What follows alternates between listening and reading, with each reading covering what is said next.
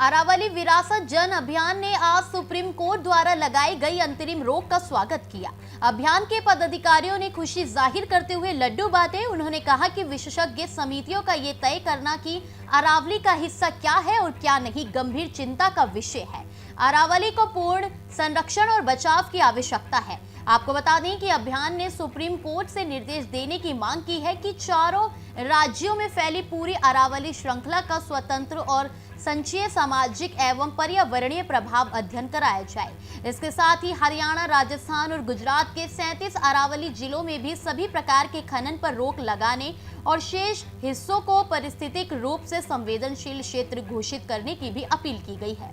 Court ने अरावली को लेकर एक नई डेफिनेशन दी थी और कल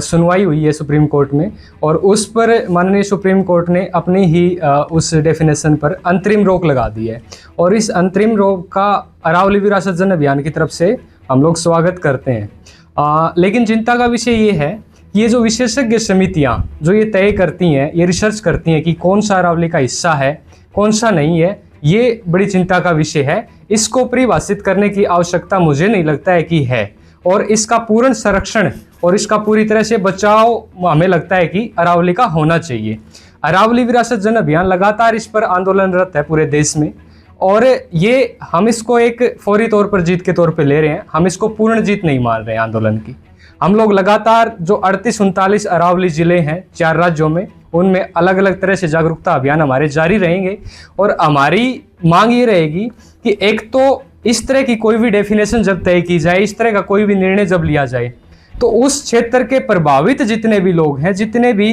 कामगार लोग हैं, उस खनन से काम से जुड़े हुए लोग हैं, जितने भी वहाँ पे रहने वाले लोग हैं, उनकी स्वास्थ्य संबंधी, उनकी आर्थिक चीज़ें, उन सब को देखते हुए निर्णय लिए जाने चाहिए। और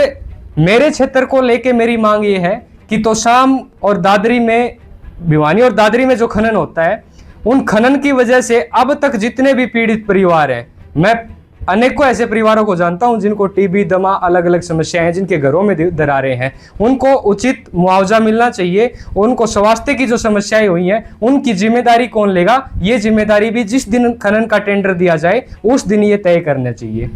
और माननीय सुप्रीम कोर्ट ने जो